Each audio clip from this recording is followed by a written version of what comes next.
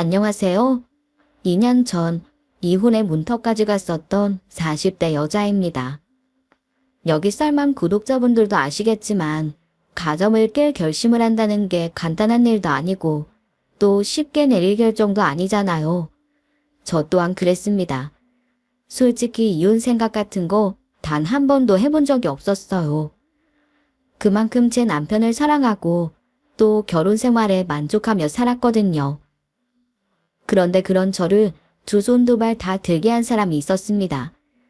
그 사람 때문에 이혼을 결심했다고 해도 과언이 아니에요. 저를 이혼의 문턱까지 가게 한 사람은 다름 아닌 제 시어머니입니다. 남편이 괜찮으면 시어머니 정도야 참고 살지. 왜 이혼 생각했나 싶으신 분들도 분명 있으실 겁니다. 그래요. 남편이랑 사는 거지 시어머니랑 사는 것도 아닌데 무슨 상관인가 하실 수도 있어요. 하지만 지금부터 제가 들려드릴 이야기는 그 생각에 정말 쏙 들어가게 하는 이야기입니다. 저는 남들보다 대학 입학이나 취업이 좀 늦은 편이었어요. 원하는 대학에 가려고 재수도 했고 집안 형편 때문에 휴학도 했었거든요. 남들보다 늦게 일을 시작했으니 일하느라 30대 초반까지는 결혼 생각도 없었고요. 그렇게 일에 열중하며 살다 회사 동료가 해준 소개팅에서 남편을 만나게 되었습니다. 남편과는 첫 만남부터 참 편안했습니다. 서로 잘 맞아서 속전속결로 결혼 이야기까지 나오게 됐어요.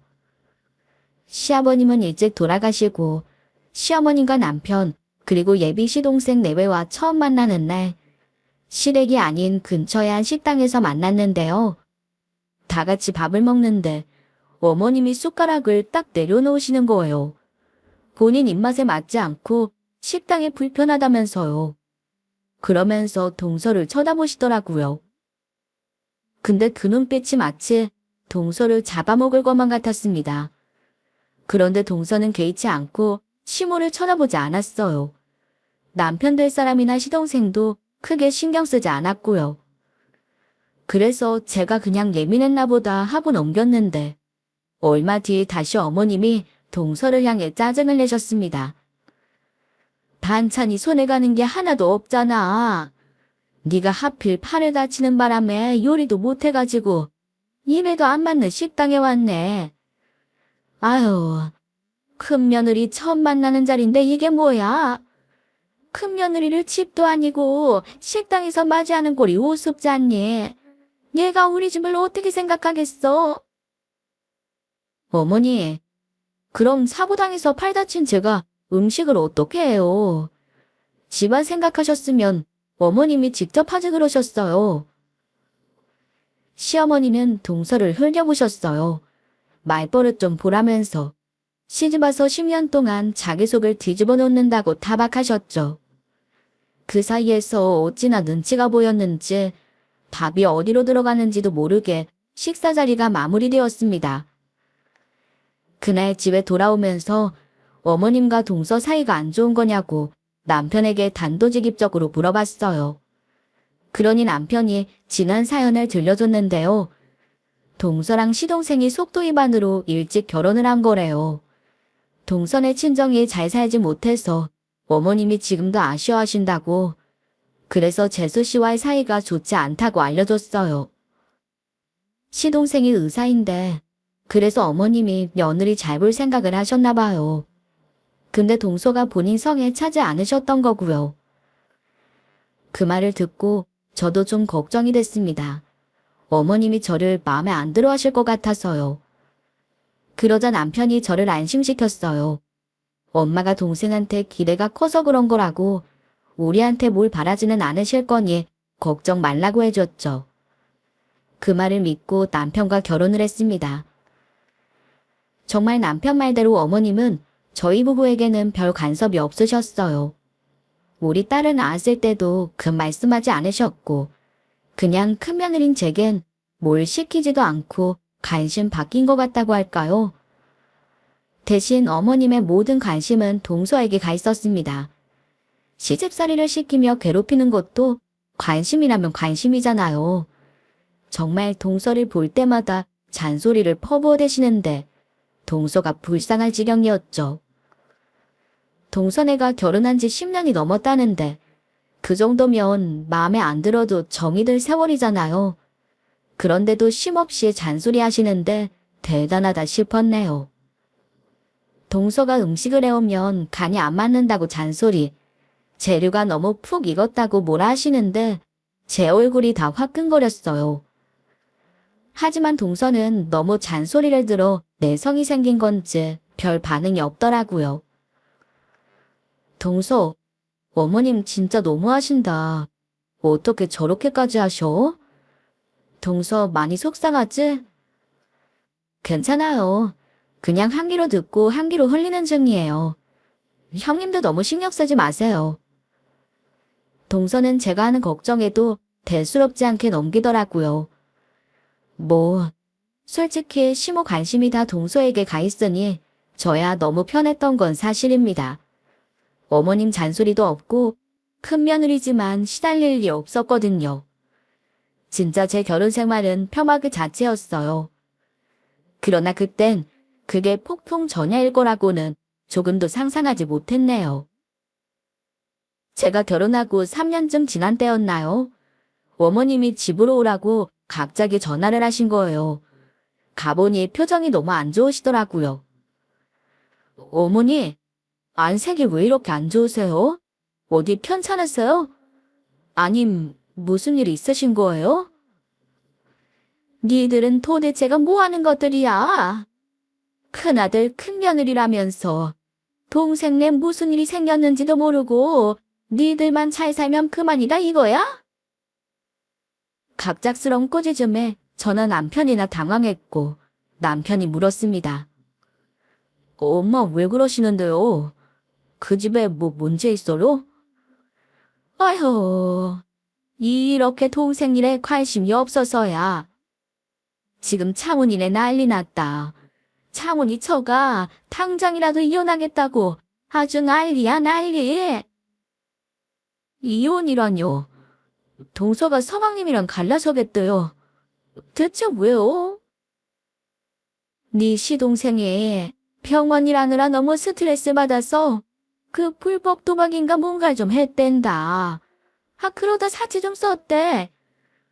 근데 불법 도박인가 그거 그렇게 큰 죄도 아니잖니? 사람이 한번 실수할 수도 있지. 근데 네 동서는 뭐가 잘났다고 이혼을 하겠다고 나대는 건지 원. 그 생각만 하면 내가 머리가 다 아프다. 그걸 듣고 속으로 충격을 좀 받았습니다. 의사라고 하니 똑똑하고 성실한 사람인 줄 알았는데 좀 배웠다는 사람이 도박이라니 할 말이 없더라고요. 불법 도박에 사채까지 썼으니 동서 입장에서는 남편과 더는 살고 싶지 않았겠죠. 하지만 시모는 영 이해가 되질 않는다는 표정이었어요. 그런데 더 놀라운 건 시모가 죄 지은 본인 아들을 감싸는 거예요. 그리고는 빨리 우리한테 뭐라도 하라면서 닥달을 해댔습니다. 첫째인 니들이 나서보라면서요. 그 와중에도 남편은 자기 동생이 도박에 사채까지 했다는 걸 믿을 수 없는 것 같았어요. 엄마, 진짜요. 아니, 차은이가 대체 왜? 똑똑한 애가 왜 그런 데 손을 대서는. 아니, 근데 저나 이 사람이 뭘 어떻게 해요. 재수 씨가 화가 단단히 난 것 같은데요. 그러니까 니들이 나서라는 거 아니야.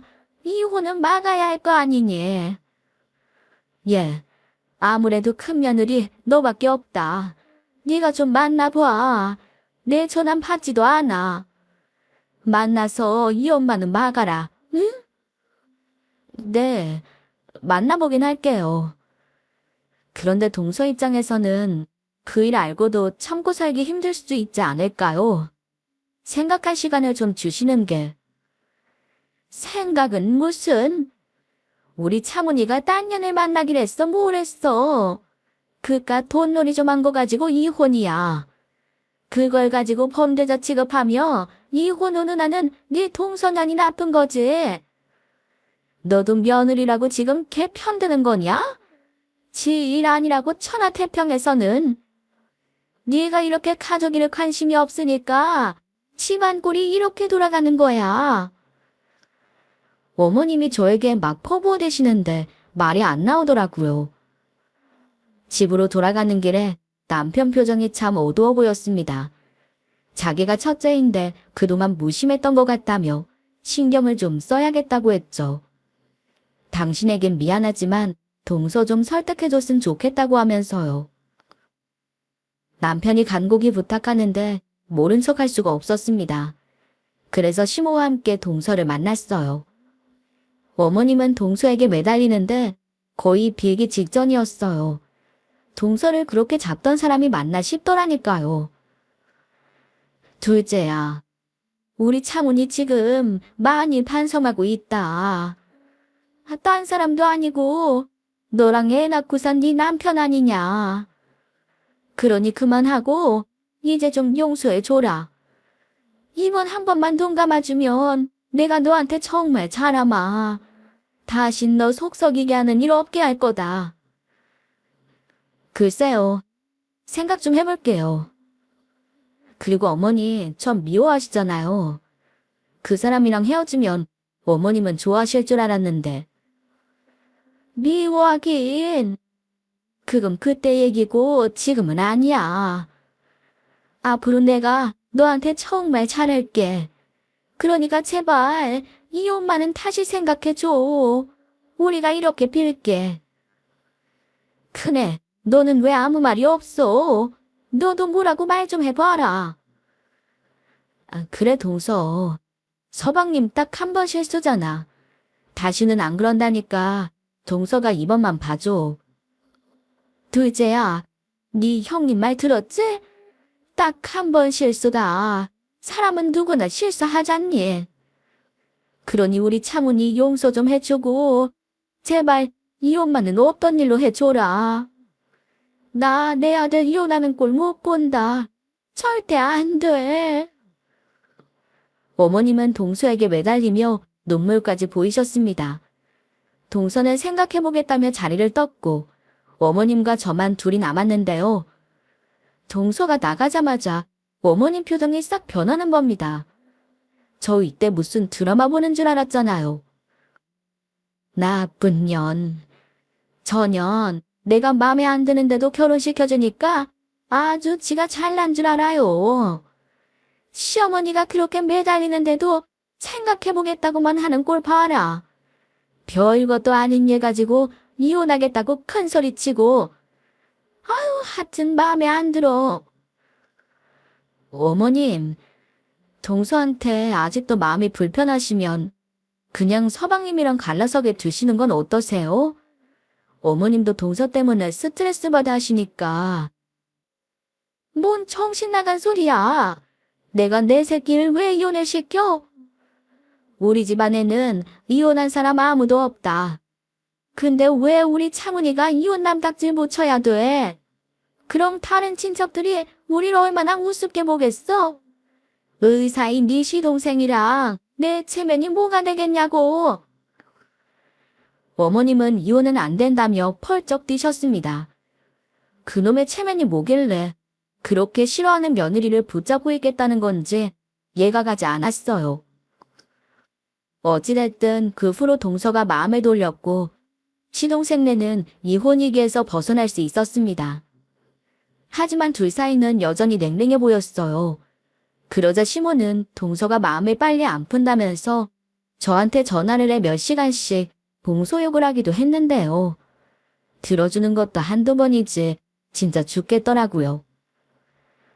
그런데 언제부턴가 시모의 잔소리가 저를 향하기 시작했어요. 뭐가 마음에 안 드는지 꼬투리를 잡았고 동서한테 연락해서 시동생과 잘 지내는지 알아보라고 성화를 해댔습니다. 참다 제가 거절하니 너는 네 시동생네가 잘 사는 게 싫으냐면서 저를 쥐잣듯 잡는데 솔직히 시모에게 오만정이 떨어졌네요. 얼마 후 시어머니한테 구박만 받았던 동서가 드디어 박사학위를 받았습니다. 동서가 박사가 된 게 알려지자 시모는 호들갑을 떨었죠. 둘째 며느리가 박사가 됐으니 자랑해야 한다면서 사람들 모아 잔치라도 해야겠다는 거예요. 그리고 제게 음식을 하라는 겁니다. 그 얘기를 들은 남편은 이 사람 혼자 그 음식을 어떻게 다 하냐며 저 대신 나서줬어요. 하지만 시모는 아랑곳 않고 집안 큰며느리가 이 정도도 안 하겠다는 거냐고 둘째한테 잘해줘야 가정이 화목하지 않겠냐면서 저를 압박했습니다. 그것도 못 도와주냐고 하는데 그 말에 마음이 악해지더라고요.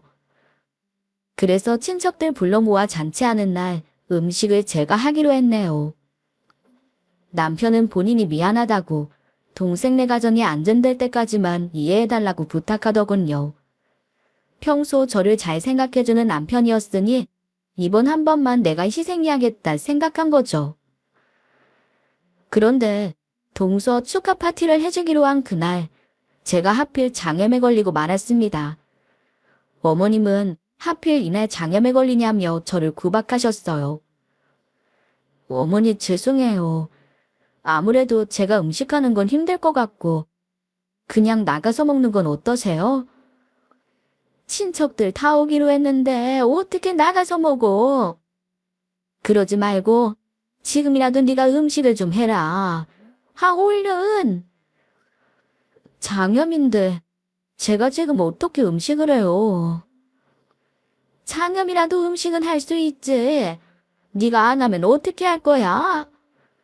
네가 하겠다고 큰 소리 치고 봤으면 책임을 져야 할 거 아니야. 어머님은 울음장을 놓으셨고 제가 하기로 했으니 어쩔 수 없이 음식을 했습니다. 남편도 일찍와 도와주기로 했으니 그래도 힘이 됐어요. 하지만 회사에 일이 터져 남편은 일찍 오지도 못하고 저 혼자 그 많은 음식을 다 해야 하는 상황이 된 거예요. 시모는 아픈 저는 안중에도 없고 친척들 앞에서 박사동서 칭찬하기 바빴습니다. 둘째 며느리는 복덩이라면서 치켜 세우고 몇십 인분 음식 만든 저에게는 수고한다 한마디 말도 없었죠. 보다 못한 한 친척분이 저를 칭찬해 주셨어요. 이 집은 큰 며느리가 정말 잘 들어왔어. 힘들 텐데 이 많은 음식도 혼자 척척 잘 해내고 며느리 복이 있으시네. 여자가 음식하는 게 당연한 거지. 아이 그게 무슨 복이에요. 박사가 아니니 이거라도 하는 거지. 제 입장에서는 박사 동서 밥 차려주는 게 더 영광일 텐데 지가 힘들 게 뭐가 있어요. 그 말을 듣는데 제가 그 집안 며느리가 아니라 식모가 된 것 같은 비참한 느낌을 받았어요. 밥 차려주는 식모 취급받으러 내가 이 집에 왔나 싶어 너무 속상하더라고요. 박사 며느리 자랑하고 싶은 시모 때문에 내가 들러리가 된 것 같았습니다. 게다가 잠염이라 컨디션도 안 좋은데 음식까지 만든 제 자신이 너무 처량했죠. 그렇게 비참한 기분으로 일을 하고 있는데 남편이 왔습니다. 식은땀까지 흘리는 저를 보고 남편이 깜짝 놀라 미안해하며 저를 거들었어요. 그래도 잔치를 다 끝내고 남편과 저, 시모만 남게 되었습니다. 그 와중에 마지막 뒷정리까지 시키는데 갑자기 화가 막 나는 거예요. 어머니, 저보고 뒷정리까지 하라니 진짜 너무하세요. 저 장염 때문에 고생하고 있는 거 아시잖아요. 아픈 사람을 이렇게까지 고생시키시고 또 친척들 앞에서 동서랑 저 비교하시는 거 듣고 저 진짜 속상했어요. 네 동서 잔치 음식이야. 네가 처음부터 해주기로 한 거니? 아파도 네가 할 일은 다 해야 맞는 거지. 그리고 그냥 네 동서 기 살려주려고 한 말 가지고 뭘 그렇게 예민하게 반응하니? 누가 너 아픈 거 몰라? 그런 거 가지고 생색 좀 내지 마라. 잔치상 맨날 차리는 것도 아니고. 그래도 제가 기분이 많이 상해서요. 저 정말 불쾌했어요. 앞으로 친척들이나 둘째 며느리한테 잘 보이고 싶으시면 그냥 어머님이 뭐든 다 직접 하세요. 그 말을 남기고 뛰쳐나왔습니다. 그리고 남편에게도 확실히 못을 박아뒀어요. 우리 결혼할 때 당신이 뭐라 그랬어? 어머님이 나 힘들게 할 일 없을 거라며. 근데 이게 뭐야? 동서한테 쏘시던 화살이 다 나한테 돌아오고. 미안해. 나도 우리 엄마가 갑자기 자기한테 저러실 줄은 몰랐어. 당신 오늘 힘들었을 거야. 내가 사과할게. 당신이 사과해서 못해. 어머님이 사과하셔야 할 일인데. 그래. 나도 며느리니 며느리 도리하는 건 당연해. 그렇지만 아픈 몸 이끌고 음식하는 며느리를 그렇게 남들 앞에서 무시하셔야겠어. 아까 박사동서 줄 음식하는 게 나한테 영광일 거라고 하시는데 기분이 어땠는지 알아? 내가 무슨 식모된 기분이었어. 나 다시는 이런 기분 느끼고 싶지 않아. 또 이런 일 있으면 그땐 진짜 가만 안 있을 거야. 내 멋대로 할 거니까 말리지 마. 남편은 알았다는 듯 고개를 끄덕였습니다. 그렇게 퍼붓고 나니 속이 조금은 후련했죠. 어머님 앞에서 한번 엄포를 놨기 때문일까요? 그 후로 얼마 동안 시모는 제게 연락을 하지 않았어요. 동선에 이혼한단 말 나왔을 때부터 거의 1년을 시모 연락에 시달렸는데 거기에서 벗어나니 너무 평화롭고 행복하더라고요. 그러다가 제게 일이 생겼는데요. 평소 디스크가 좀 있었는데 그게 터지고 만 거예요. 그래서 몸조심하면서 조심스럽게 지내고 있던 중에 어머님에게서 전화가 왔습니다. 너는 큰 며느리가 돼서 어떻게 연락 한 번이 없니? 그때 너 음식했던 일로 아직도 마음 상해 있는 거야? 어머님 그게 제가 디스크가 터졌거든요. 그래서 정신없어서 깜빡했어요. 어머님은 어디 아프신 데 없으시죠? 그래, 아픈 데 없이 잘 지낸다. 그나저나 디스크라니. 아니, 아직 젊은 애가 웬 디스크야? 그럼 뭐, 어디 움직이지도 못하고 있는 거야? 아우, 그럼 이걸 어떻게 하니? 곧 명절인데 네가 음식을 안 하면 누가 해? 나보고 혼자 다 하라는 거야? 어머님이 하셔도 되고 동서가 해도 되잖아요. 제가 지금 디스크 때문에 꼼짝없이 누워있어서요. 명절에 찾아는 뵙겠지만 음식은 못할 것 같아요. 그럼 명절에 뵐게요. 그렇게 전화를 끊었습니다. 단호하게 말해뒀으니 다시 연락이 안 올 줄 알았어요. 근데 그날 저녁을 먹는데 어머님이 남편한테 연락을 하셨더라고요. 평소 우리 남편이 스피커폰으로 전화를 받는 버릇이 있는데요. 어머님 전화도 스피커폰으로 받다 보니 무슨 말씀을 하시는지 제 귀에 고스란히 들려왔어요. 엄마 무슨 일이세요? 저 지금 밥 먹는 중인데. 그러냐? 알았다. 그럼 내가 얼른 한 가지만 물을게. 네 집사람 말이다. 진짜 디스크 터진 거 맞냐? 네. 지금은 좀 나아졌는데 얼마 전까지는 걷는 것도 힘들어했어요. 근데 그건 왜요? 서연 엄마 디스크 터진 건 어떻게 하셨어요? 아까 걔한테 전화했을 때 들었지. 그러니까 진짜 디스크가 맞긴 하다는 거지. 혹시 지난번처럼 음식할까봐 명절 앞두고 일부러 거짓말하는 거 아니야? 어머님 말을 듣는데 저도 모르게 표정이 구겨졌습니다. 남편도 당황스러운 눈치였어요. 엄마는 무슨 그런 말씀을 하세요. 집사람이 그런 걸로 거짓말할 사람이에요. 그리고 디스크 터져서 고생한 거 맞아요. 며칠 전부터 제대로 걷지도 못하고 엄청 아파했어요. 요즘 얼마나 조심하는데요. 알았다. 그냥 한번 해본 말이야. 그래도 움직일 정도는 되는 거지? 지금은 움직이기 어려운데 명절에 같이 가긴 할 거예요.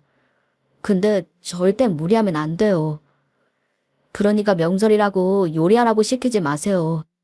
저 분명히 말씀드렸어요. 남편도 어머님께 강하게 말씀드렸습니다. 저희 부부 둘 다 이야기를 드렸으니 이번엔 알아들으셨을 거라 생각했어요.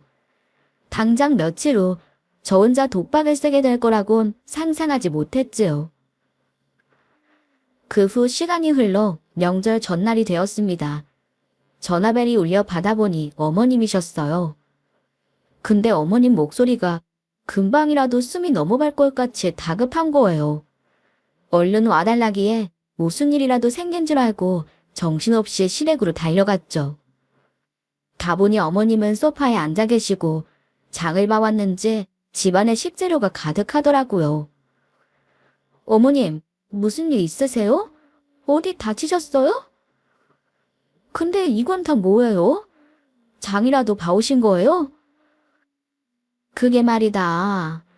네가 아프대서 나 혼자 음식하려고 장을 다 봐왔는데 내가 화장실 갔다가 파리로 뛰져서 넘어졌지 뭐니.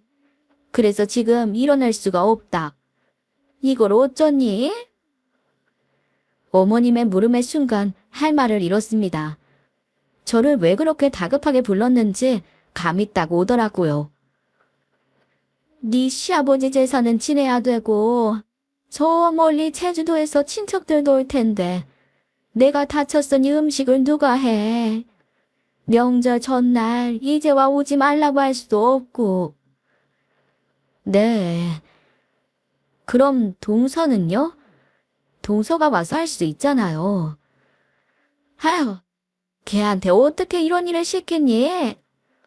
그리고 걔 요즘 뭐 논문인가 뭔가 쓴다고 바빠서 못 올지도 모른다는 거. 겨우 어르고 달래서 밥만 먹고 가기로 했어. 그런 애한테 명절 음식 차리라고 할 수 있니? 박사학위 받고 기세 등등해져서 나를 집 밑으로 하는 앤데. 그래서 말인데 내가 편하게 부탁할 사람이 너밖에 없잖니. 네가 이번에 명절 음식 좀 해라. 괜찮지? 어머니, 제가 디스크가 터져서 일은 못한다고 말씀드렸잖아요. 어머님 연락받고 온 것도 정말 겨우 온 거예요. 근데 어떻게 저한테 또 음식을 하라고 하세요? 너 디스크인 건 내가 알지. 그치만 지금 상황이 이렇게 됐잖니. 이번만 음식 해주면 내가 앞으로는 절대 너 안 시킬게. 그럼 나도 아픈데 이 상황을 어떡해. 그러지 말고 한 번만 도와다오. 어머님은 저를 붙잡고 애원하셨고 간곡히 부탁하시는데 그걸 그냥 거절할 수가 없었어요. 그래서 어쩔 수 없이 명절 전날부터 제사 음식을 준비하게 됐습니다.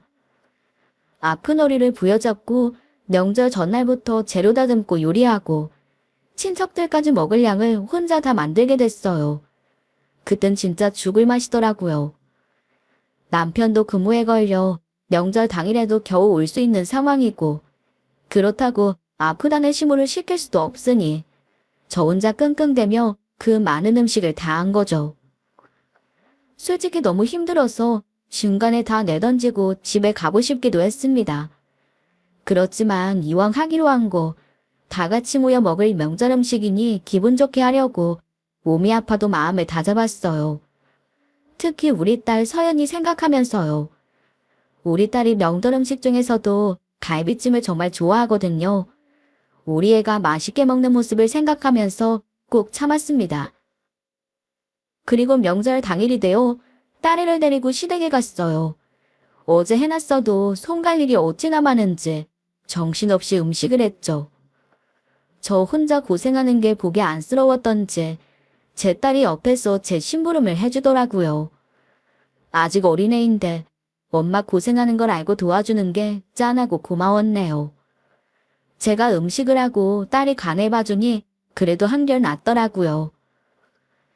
반면에 시어머니는 참 실망스러웠습니다. 7살짜리 손녀도 음식하는 걸 도와주는데 제가 혼자 고생하는 걸 다 보고 있으면서도 소파에 가만히 누워만 있는 거예요. 진짜 한 소리 하고 싶었지만 아프다니까. 그리고 옆에 애가 있으니까 분란 만들고 싶지 않아 꼭 참았습니다. 얼마나 열심히 음식을 했는지 나중에는 얼굴까지 벌개졌어요. 어찌됐든 제사 다 지내고서 식사 시간이 되었습니다. 친척들도 다 모이고 회사 다녀온 남편까지 다 모여 제가 땀 흘려 준비한 음식을 먹게 됐죠. 고생하다 한술 뜨렸는데 뒤늦게 박사 동선회가 등장했어요. 근데 그 순간 깜짝 놀랄 만한 일이 있었는데요. 움직이지도 못할 정도로 아프다던 시모가 동서가 오니 자리에서 벌떡 일어나 뛰어나간 거예요. 친척들 앞에서 박사 며느리 왔다면서 자랑하기 바쁘더라고요. 그 꼴을 보는데 결국 저한테 음식을 시키려고 아픈 척했구나 싶었어요. 배신감도 들고 당장이라도 따지고 싶었지만 그래도 친척들 앞이니 어떡하나요. 다시 한번 꼭꼭 참았네요. 표정 관리를 하고 밥을 먹고 있는데 아무래도 친척들까지 다 왔으니 식탁 자리가 모자란 것 같더라고요. 그래도 틈을 만들어 동선애가 자리를 잡았는데요. 동선애가 식탁에 앉자마자 시모가 일어나 제 딸이 먹고 있던 갈비찜을 그 앞에 두는 거예요. 한마디 하려다 말고 갈비찜을 새로 퍼서 우리 딸 앞에 놔줬는데 그것마저도 동선애 앞으로 밀어주는 겁니다. 그러더니 갑자기 우리 모녀 밥그릇을 빼앗아 버리는 게 아니겠어요? 갑자기 일어난 일에 놀란 딸은 울음을 터뜨렸고 시모가 우애를 잡았습니다. 너 갑자기 왜 울어? 명절날부터 재수없게 왜 우는 거야? 밥그릇 빼앗아서 그래? 니들은 아까 간 보면서 많이 먹었잖아. 저리 비켜라. 그러면서 제 딸을 확 잡아 끌며 내동댕이 치는 게 아니겠어요. 딸아이가 내팽겨 치진 걸 본 그 순간 제 이성도 거기서 끊기고 말았습니다. 나로도 모자라서 내 딸까지 개무시하는 시모를 거는 두고 볼 수가 없었지요. 어머니, 지금 뭐 하시는 거예요? 지금 우리 서연이 내동댕이 치신 거예요. 내동댕이는 무슨? 그냥 민 건 내가 밀린 거지. 너 밥 다 먹었으면 트집 잡지 말고 비켜라. 네 동선에 밥 먹는데 방해된다. 그 말까지 들으니 시어머니고 뭐고 더는 참을 수가 없었어요. 그래서 입고 있던 앞치마를 시모 얼굴에 던져버렸습니다. 야, 너 이게 무슨 짓이야? 너 내가 네 시어머니인 거 몰라? 어디 어른한테 앞치마를 집어던져. 가족들 다 모인 자리에서 이게 뭔 엠페야? 시어머니는 무슨? 남편 엄마라고 다 시어머니냐? 그리고 나 이제 당신 아들이랑 안 살려고. 이제 됐냐? 당신, 내가 그때 뭐라 그랬어? 네 엄마가 나 또 식모 대접하면 그땐 가만 안 있는다고 했지? 안 참는다고 했던 거 기억하지? 남편은 말없이 고개를 끄덕였습니다. 그래, 나 더는 그냥 못 있겠어. 당신 엄마 못 참겠으니까 우리 이혼하자.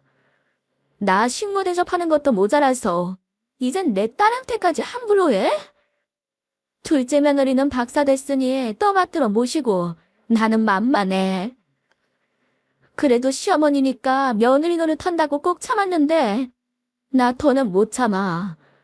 내 새끼한테까지 이런 대접하는 거 나 더는 못 참는다고. 그래서 이만한 일로 너 시어머니한테 대들고 네 남편이랑 칼라 선단 거냐? 그리고 박사 며느리랑 너랑 똑같아. 볼만 있으면 너도 쟤처럼 박사 되든가. 왜 별것도 아닌 일로 트집이야? 시모는 들에 자기가 어이없다고 나오는데 참 기가 막혔습니다. 저렇게 뻔뻔할 줄은 몰랐거든요. 내가 이럴 줄 알았어. 그냥 내가 당신 꼴 더 안 보고 사는 게 낫지. 이 집 구석 떠나는 게 맞아. 나 이혼이야. 더는 이런 대접 받으면서 못 살아. 아니, 안 살아. 누구 마음대로 이혼이야. 우리 집에서 이혼은 절대 안 된다고 했지. 이게 시어머니 말이 웃었나? 어디 눈을 그렇게 떠? 너 진짜 찰정신이냐? 시모는 당장이라도 제 뺨을 때릴 듯 손을 올렸습니다. 그 상황에 저도 모르게 눈을 질끈 감았는데요. 그런데 제 뺨을 때려야 할 시모의 비명소리만 들려왔습니다. 놀라 눈을 떠보니 남편이 시모 팔을 꽉 붙잡고 있었어요. 저를 때리려던 사이 남편이 쏜살같이 달려든 거죠. 엄마, 제발 좀 그만하세요. 엄마 때문에 저 집사람이랑 이혼하는 꼴 보고 싶어서 그러세요. 언제까지 이러실 거예요?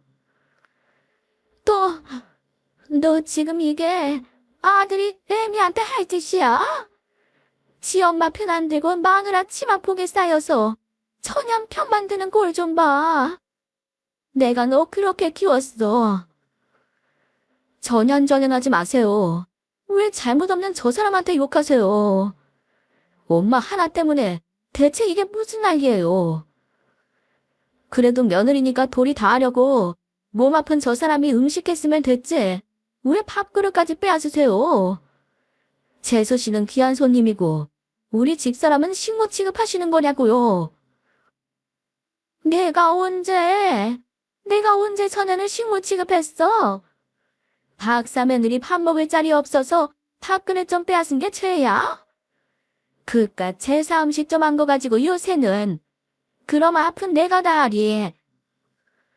엄마 아픈 거 아니잖아요. 엄마 저 사람 음식 시키려고 아프다고 거짓말한 거 내가 모를 것 같아요. 그러자 시모가 당황했습니다. 무슨 소리야? 내가 화장실 갔다가 넘어져가지고. 거짓말하지 마세요. 아까 재수 씨네 올 때 엄마 버선발로 뛰어나가는 거 나 다 봤어요. 그거야. 아니 내가 반가움에 뛰어나간 거지. 우리 박사 며느리 반가워서. 언제부터요? 언제부터 재수 씨 그렇게 아꼈는데요? 잘 나가는 둘째 앞게 망치고 애부터 만들어 온 년이라고 볼 때마다 욕하셨잖아요. 근데 사부친 둘째랑 계속 사는 게 고마워서 쩔쩔매시는 거예요. 아니면 박사까지 됐으니까 알아서 모시는 거예요. 그래요. 모든 엄마 맘이죠. 근데 그럼 엄마만 쩔쩔매면 되지. 왜 죄 없는 우리 집사람까지 건드려요? 예전에는 둘째 며느리 못 괴롭혀 안 다니더니 이제는 우리 와이프예요. 남편의 외침에도 시모는 여전히 자기 잘못을 몰랐어요. 제가 뭘 그렇게 고생을 했어? 지 동서 축하려고 음식 좀 한 거? 아님 명절에 제사 음식 한 거? 그게 뭐 고생이야. 그거라도 해야지. 아픈 사람 음식 시킨 건 왜 말씀 안 하세요? 장염 걸려 고생하는 사람 음식 시키고 재수 씨랑 비교까지 하고 오늘도 봐요.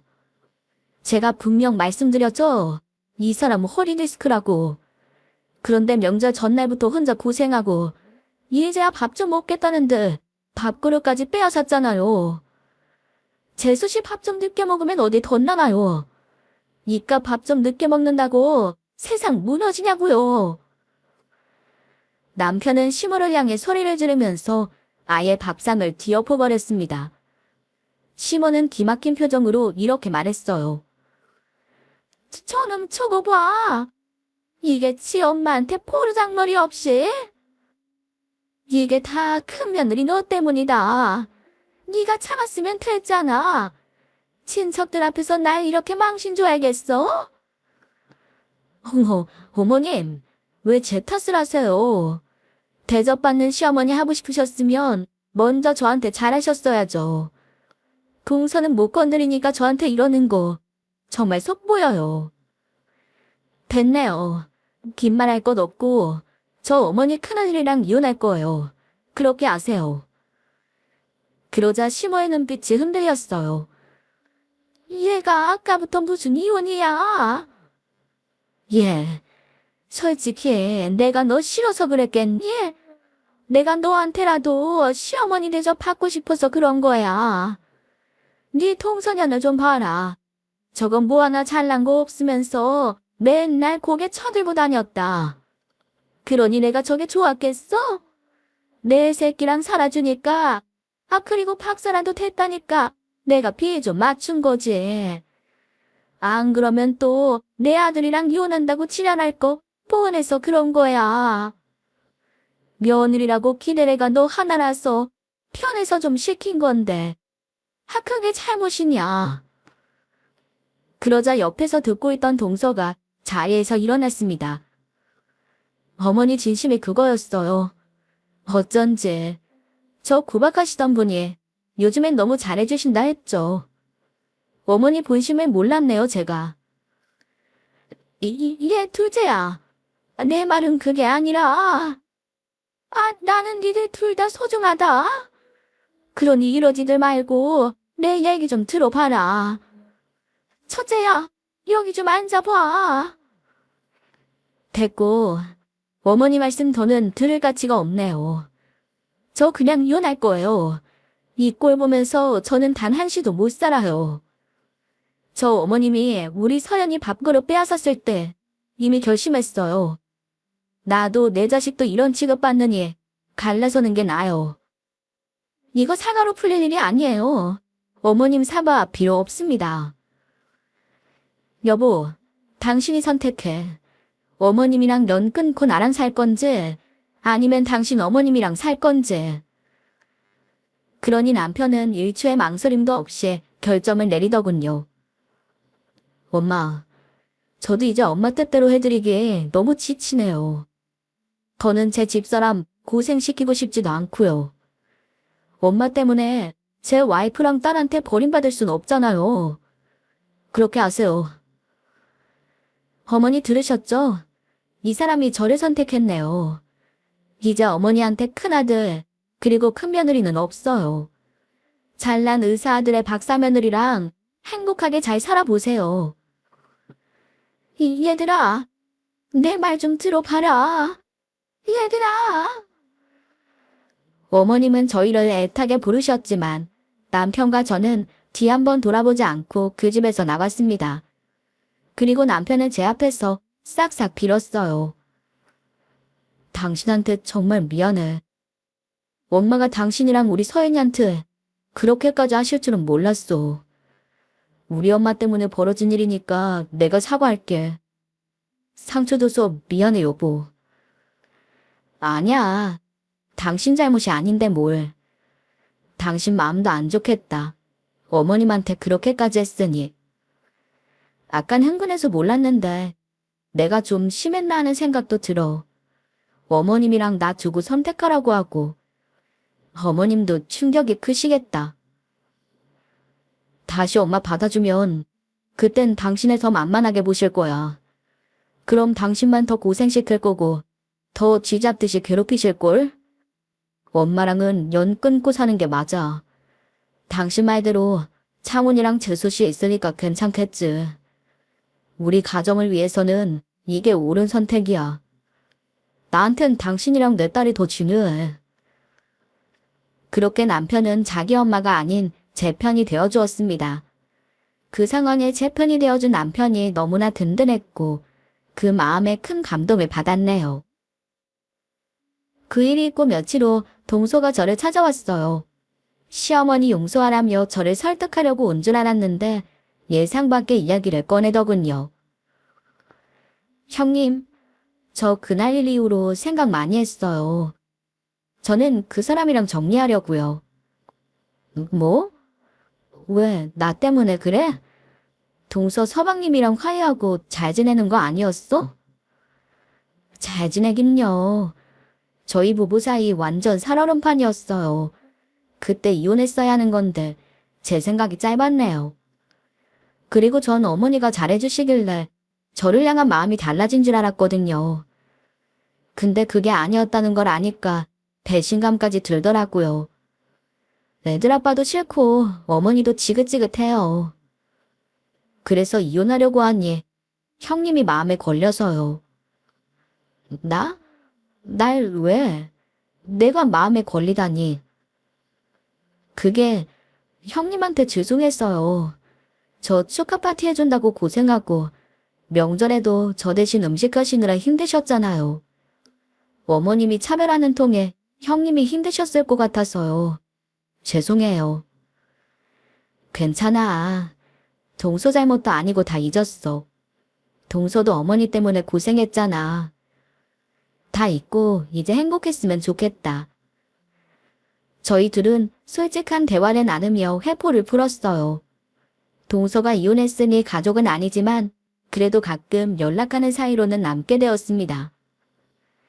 그러고 나서 모든 게 끝났냐고요? 그럴 리가요.